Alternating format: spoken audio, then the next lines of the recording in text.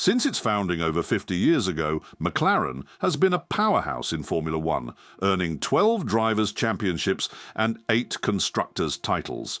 This legendary British team has firmly established itself among the sport's elite.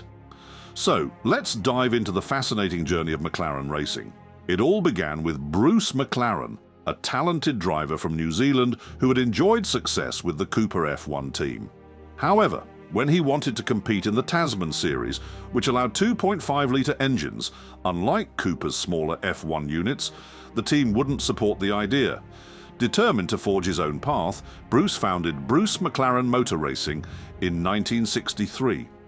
Initially, the team was created for Bruce and teammate Timmy Mayer, running modified Cooper cars. They quickly tasted success, winning the 1964 Tasman series. But tragedy struck when Mayer was killed during practice for the final race. Despite the heartbreak, Bruce pushed on. He partnered with Teddy Mayer, Timmy's brother, who eventually became the team's biggest shareholder. Operating out of the UK, McLaren's team sported bold liveries, choosing to stand out rather than follow traditional British racing green. While building the team, Bruce continued competing in sports car events and entered the 1965 Tasman series with legendary driver Phil Hill. In 1966, Bruce made the bold move to field his own cars in Formula One, making their debut at Monaco.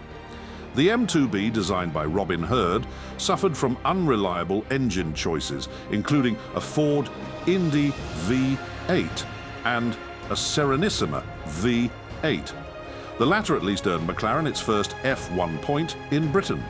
The 1967 season saw the team use a BRM V12, but development delays meant they started the year with a modified F2 car, the M4B. Even with a purpose-built M5A, success remained elusive.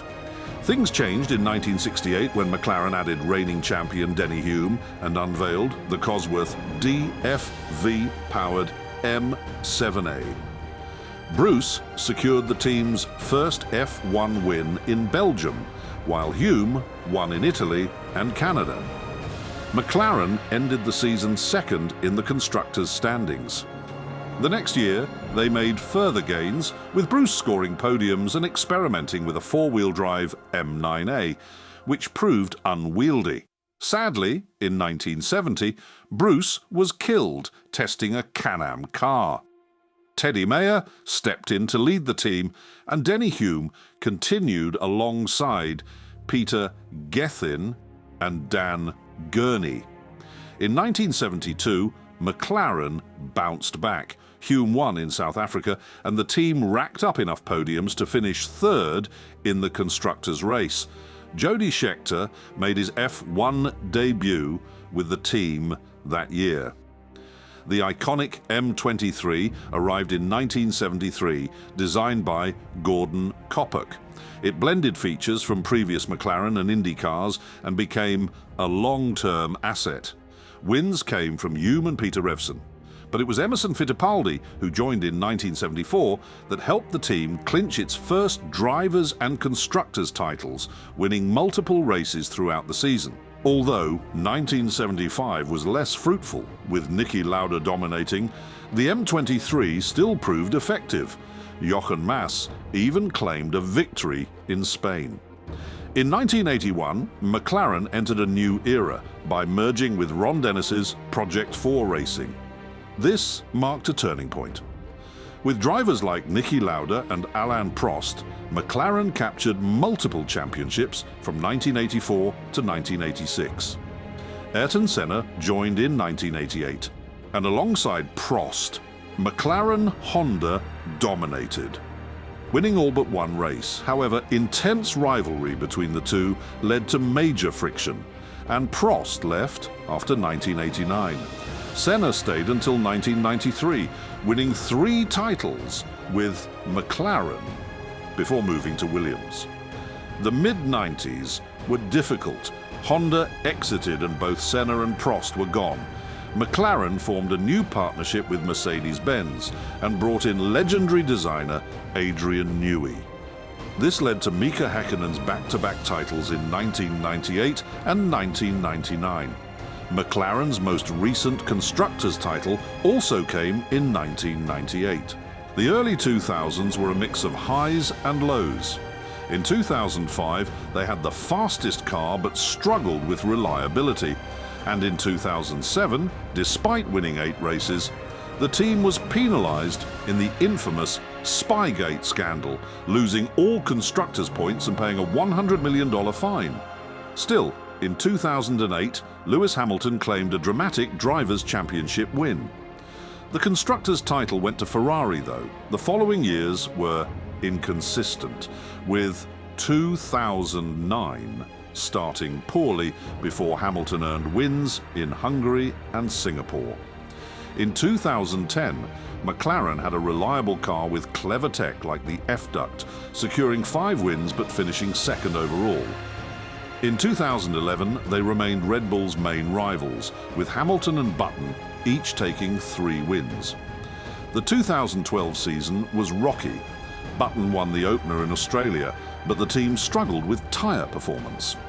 Reliability woes returned, costing them a shot at the title. McLaren took a gamble in 2013 with a radical new design. It backfired. Button and newcomer Sergio Perez failed to reach the podium, and their long point-scoring streak ended. 2014 was McLaren's final year with Mercedes power. It began well with a double podium in Australia, but went downhill quickly. Then came the ill-fated reunion with Honda in 2015. Despite having Alonso and Button, the power unit was drastically underpowered. The team slumped to 9th in the standings. Things improved slightly in 2016, with Alonso scoring most of their points.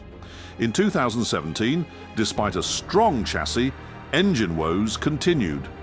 With only 30 points, McLaren ended the Honda partnership and switched to Renault for 2018. They started strong but faded quickly, ending 6th overall. By 2019, with Lando Norris and Carlos Sainz, the team found its footing again, even landing a podium in Brazil. In 2020, consistency paid off, and they claimed 3rd in the constructors' standings.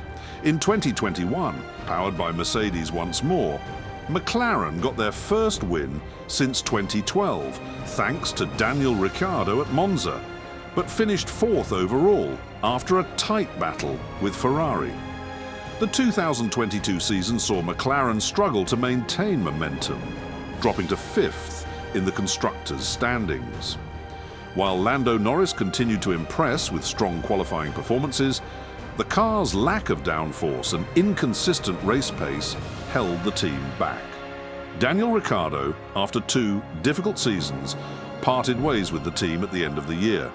In 2023, McLaren bet on youth by bringing in rookie Oscar Piastri alongside Norris.